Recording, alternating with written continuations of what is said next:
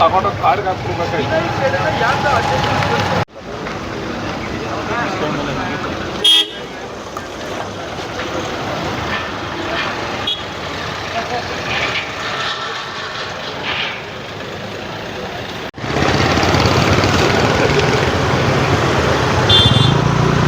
ವೀಕ್ಷಕರೇ, ದೃಶ್ಯಗಳಲ್ಲಿ ನೋಡ್ತಿರುವಂಥದ್ದು ಅನ್ನಪೂರ್ಣೇಶ್ವರಿ ನಗರ ಪೊಲೀಸ್ ಠಾಣೆಯ ಎದುರುಗಡೆ ಇರುವಂತಹ ದೃಶ್ಯ. ಇದೆಲ್ಲ ಕಾಣ್ತಿರುವಂಥದ್ದು ಸಾಕಷ್ಟು ಸುದ್ದಿ ಮಾಧ್ಯಮಗಳು ಹಾಗೂ ಸಾಕಷ್ಟು ಜನ ದರ್ಶನ್ ಅವರ ಅಭಿಮಾನಿಗಳು ಇಲ್ಲಿ ಜಮಾಯಿಸಿದ್ದಾರೆ.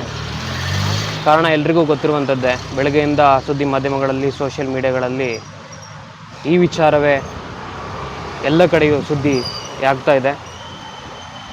ಅನ್ನಪೂರ್ಣೇಶ್ವರಿ ನಗರ ಪೊಲೀಸ್ ಠಾಣೆಯಲ್ಲಿ ದರ್ಶನ್ ಅವರನ್ನ ಬಂಧಿಸಿ ವಿಚಾರಣೆಗೆ ಒಳಪಡಿಸ್ತಾ ಇದ್ದಾರೆ. ಆ ಸ್ಟೇಷನ್ ಎದುರುಗಡೆ ಇರುವಂತಹ ದೃಶ್ಯ ಇದು.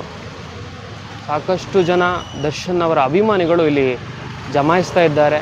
ಹಾಗೆ ಪೊಲೀಸ್ ಆರಕ್ಷಕರು, ಸಿಬ್ಬಂದಿಗಳು ಕೂಡ ಬಂದೋಬಸ್ತನ್ನು ಸಾಕಷ್ಟು ರೀತಿಯಲ್ಲಿ ಮಾಡ್ತಾ ಇದ್ದಾರೆ. ಯಾಕಂದರೆ ದರ್ಶನ್ಗೆ ಯಾವ ಮಟ್ಟದ ಒಂದು ಅಭಿಮಾನಿ ವಲಯ ಬಳಗ ಇದೆ ಅಂತ ಎಲ್ರಿಗೂ ಗೊತ್ತಿರುವಂಥದ್ದೇ. ಲಕ್ಷಾಂತರ ಜನ ಅಭಿಮಾನಿಗಳನ್ನು ದರ್ಶನ್ ಅವರು ಹೊಂದಿದ್ದಾರೆ.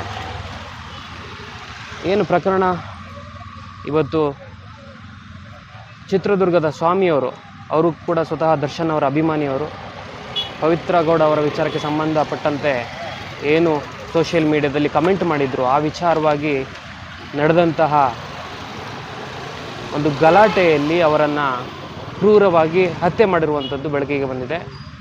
ಸಂಬಂಧಪಟ್ಟ ಹಾಗೆ 10 ಜನ ಆರೋಪಿಗಳನ್ನು ಕೂಡ ವಶಕ್ಕೆ ಪಡೆದಿದ್ದಾರೆ, ದರ್ಶನ್ ಅವರ ಸಹಚರರನ್ನು. ಅದರ ಜೊತೆ ದೃಶ್ಯದಲ್ಲಿ ನೀವು ಗಮನಿಸ್ತಿರ್ಬೋದು ಅನ್ನಪೂರ್ಣೇಶ್ವರಿ ನಗರ ಪೊಲೀಸ್ ಠಾಣೆಯ ಒಂದು ದೃಶ್ಯಗಳಿದು.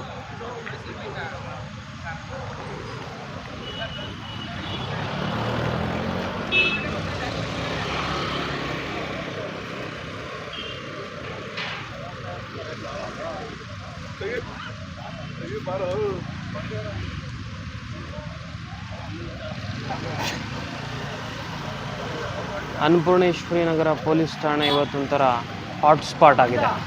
ಸಾಕಷ್ಟು ಜನರು, ಅಭಿಮಾನಿಗಳು ಇಲ್ಲಿ ಜಮಾಯಿಸ್ತಾ ಇದ್ದಾರೆ.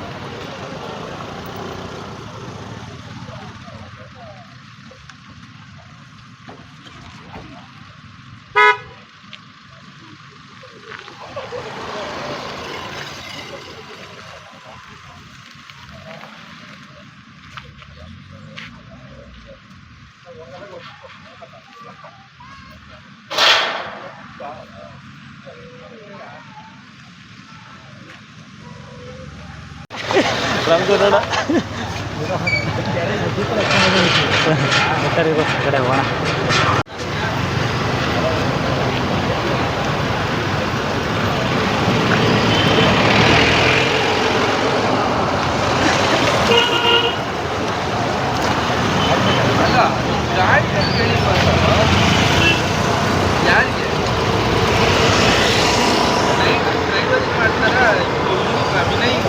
ವೀಕ್ಷಕರ, ದೃಶ್ಯದಲ್ಲಿ ಕಾಣ್ತಿರುವಂಥದ್ದು ನೋಡಿ, ಗಮನಿಸಿ. ಒಳಗಡೆಗೆ ಒಳ್ಳೆ ಊಟ ಎಲ್ಲ ಸಪ್ಲೈ ಆಗ್ತಾ ಇದೆ. ಆ ಕವರನ್ನು ಗಮನಿಸಿದ್ರೆ ಗೊತ್ತಾಗುತ್ತೆ, ಬಿರಿಯಾನಿಯ ಒಂದು ಊಟ ಒಳಗಡೆ ಆರೋಪ ಹೊತ್ತಿರುವಂತಹ ಎಲ್ಲರಿಗೂ ಸಪ್ಲೈ ಆಗ್ತಿರುವಂಥದ್ದನ್ನು ಕೂಡ ಗಮನಿಸ್ಬೋದು.